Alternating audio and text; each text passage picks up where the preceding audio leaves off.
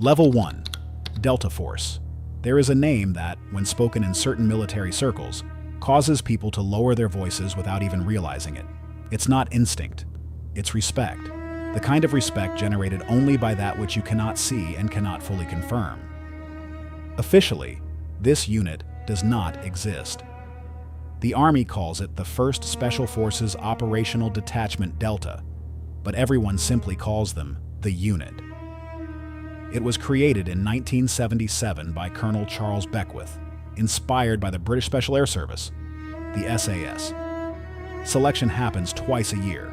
Out of every 120 candidates, only 12 to 14 make it to the end.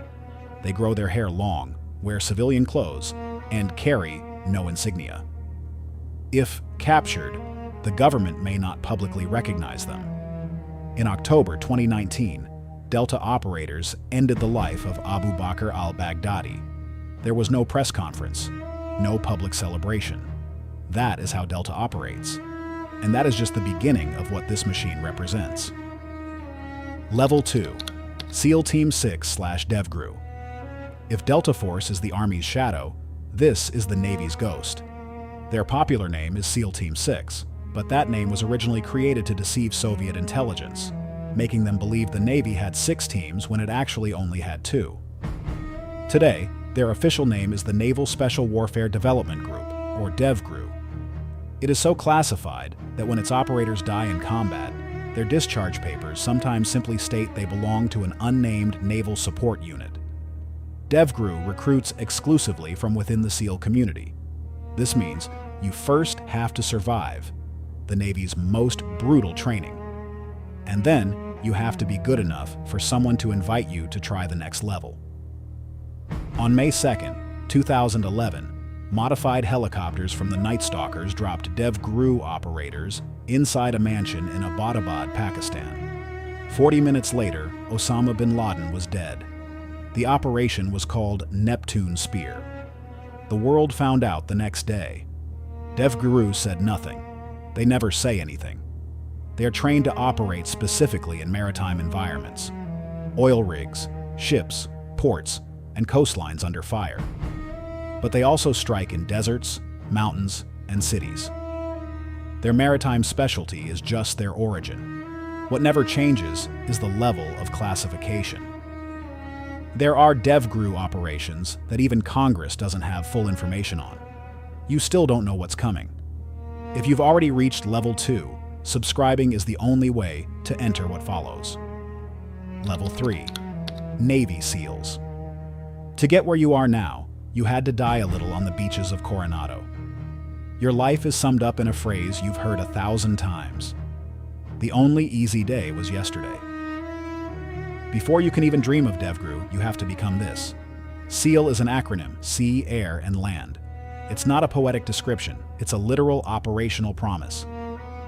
A SEAL can reach his target by swimming from a submarine, parachuting from 30,000 feet, or rucking for hours without sleep. To get there, you first have to survive BUD/S, Basic Underwater Demolition/SEAL Training. It lasts 6 months, and its centerpiece is Hell Week.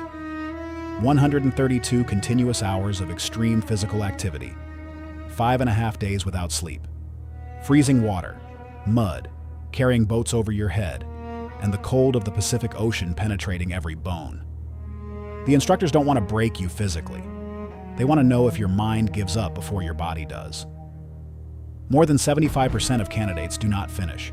Some quit in the first few hours. Others hold on for days and then ring the bell, leaving the program forever. Those who pass BUD/S become what the world knows: operators capable of reconnaissance, high-value target, HVT, capture, underwater demolition, and working alongside the CIA. And yes, years later, once they have experience and credentials that very few in the world possess, some receive an invitation to try for the next level. But we already covered that. First, you have to make it here. Level 4. 75th Ranger Regiment. There is an active crisis.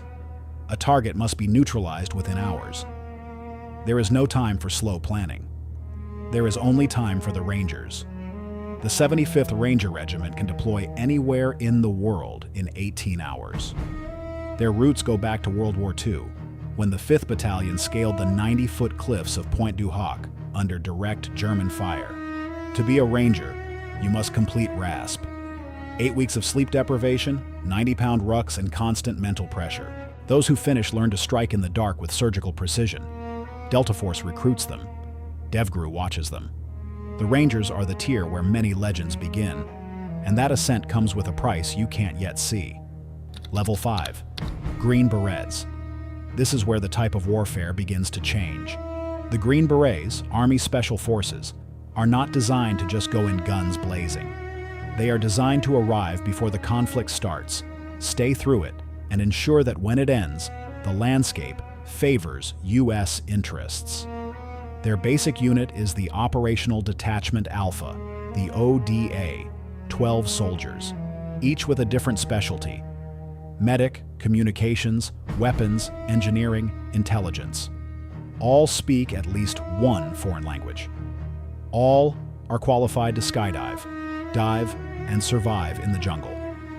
In 2001, when the U.S. attacked Afghanistan after 9/11, the first to arrive weren't the Marines or the Rangers.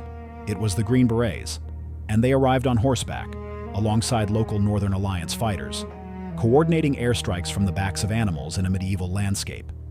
That perfectly summarizes who they are. Their primary mission is unconventional warfare. In simple terms, they enter hostile territory, identify local groups that can be allies, train them, arm them, and turn them into a force that fights alongside them against a common enemy. They can spend months or years in the same place. They learn dialects. They eat the same food as the local villages. They become part of the landscape. From the outside, it looks like patience. From the inside, it's a war that has no explosions, but moves entire nations. Level 6, Marine Raiders / MARSOC. If you ever thought the Marines were tough enough on their own, you haven't heard of this. MARSOC is the Special Operations branch of the Marine Corps. Its operators are called Marine Raiders, named after the World War II battalions that executed the fiercest guerrilla operations in the Pacific. They are small, mobile, and lethal. They can execute deep reconnaissance, coordinate airstrikes, and perform direct action raids with equal fluidity. What distinguishes them is their expeditionary capability. They are designed to operate from the sea, hit any coast, and act before anyone even knows they were there. They operate with a low profile. They don't seek fame. They seek the highest possible standard. If Level 6 surprised you, comment which unit you think should be higher. Level 7, PARARESCUEMEN / PJs. This is where the story shifts direction entirely. Imagine your mission isn't to kill. It's to reach someone who is dying, in the worst possible place on Earth, and get them out alive, even if everything around you is trying to kill you too. Those are the U.S. Air Force PARARESCUEMEN. Their abbreviation is PJ, and their motto is, "That others may live." To become a PJ, you must complete one of the longest and most complex training pipelines in any special force. It lasts between 2 and 2.5 years. It includes SEAL-level training, jump school, combat diver qualification, paramedic certification, and extreme survival training.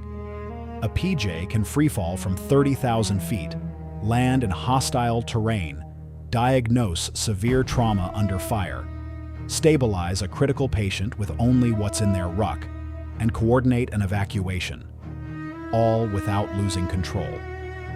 All while knowing the extraction bird might arrive in 20 minutes or never.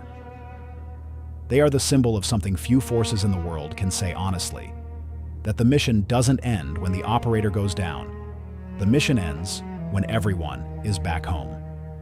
Level 8, Night Stalkers / 160 the SOAR. It doesn't matter who you are. If you need to get somewhere no one else can take you, in total darkness, undetected, there is only one call you make. The answer arrives with the sound of rotors in the night. The Night Stalkers were born from failure. In April 1980, Operation Eagle Claw to rescue hostages in Iran ended in catastrophe. 8 soldiers died. From that defeat, a necessity was born. Their pilots fly at night using night vision at low altitudes through mountains, with margins of error measured in centimeters. In Mogadishu, 2 of their Black Hawks were shot down. 6 pilots died. 2 posthumously received the Medal of Honor. In 2011, it was they who carried the DEVGRU operators to Abbottabad. Their motto is 4 words: Night Stalkers don't quit. Level 9. Psychological Operations / PSYOP. Everything you saw before uses weapons. What comes now uses something harder to detect and harder to defend against. Psychological Operations, PSYOP troops, were born in World War II as counter-propaganda. Today, they are the Department of Defense's primary influence capability. Their mission isn't to destroy, it's to convince, it's to sow doubt. It's to change behavior without the target ever knowing they were a target. A PSYOP operator works in small, autonomous teams. They must master foreign languages, have deep knowledge of local cultures, understand regional media, and know how to produce influence material. Leaflets, radio broadcasts, social media campaigns, and controlled disinformation. In Afghanistan, PSYOP troops designed specific messages for local villages to erode popular support for the Taliban, without firing a single shot. In Iraq, they coordinated with civil and military forces to destabilize the internal communication of terrorist cells.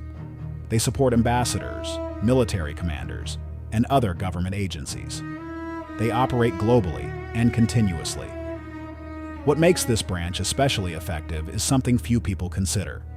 The most powerful war is the one the enemy never knows started.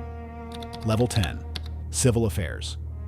When the rifles go silent and the smoke begins to clear, there is a type of work no one sees in the movies, but it determines if that war was truly won or just postponed. Civil affairs soldiers are the link between the military commander and the civilian population in the occupied territory.